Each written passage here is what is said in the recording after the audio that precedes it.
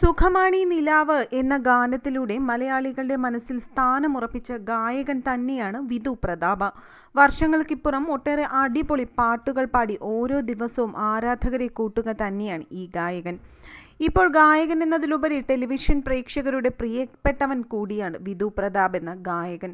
Super 4 എന്ന സംഗീത പരിപാടിയുടെ ജഡ്ജായതിലൂടെയാണ് ഗായകൻ ഇപ്പോൾ എല്ലാവരുടെയും പ്രിയപ്പെട്ടവനായി കൂടുതൽ മാറിയതും.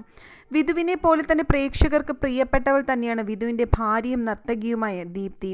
ഇവരുടെ വീഡിയോകളും ഇവരുടെ വിശേഷങ്ങളും എല്ലാം തന്നെ സോഷ്യൽ മീഡിയയിലൂടെയും യൂട്യൂബിലൂടെയും ഇവർ ആരാധകർക്കായി പങ്കുവയ്ക്കാറുണ്ട്. ഇപ്പോൾ വൈറലാകുന്നത് സോഷ്യൽ മീഡിയയിലൂടെ വിധു പ്രതാപ് പങ്കുവച്ച ഒരു കുറിപ്പാണ്. വിധുവിനും ദീപ്തിക്കും കോവിഡ് പോസിറ്റീവായിരുന്നു. അതിനെക്കുറിച്ച് പങ്കുവച്ച ഒരു പോസ്റ്റാണ് ഇപ്പോൾ വൈറലായി മാറിയിരിക്കുന്നത്. വിധുവിൻ്റെ കുറിപ്പിൻ്റെ പൂർണ്ണരൂപം ഇങ്ങനെയാണ്: അങ്ങനെ ഞങ്ങളെ തേടിയും വന്നു ആ വില്ലൻ.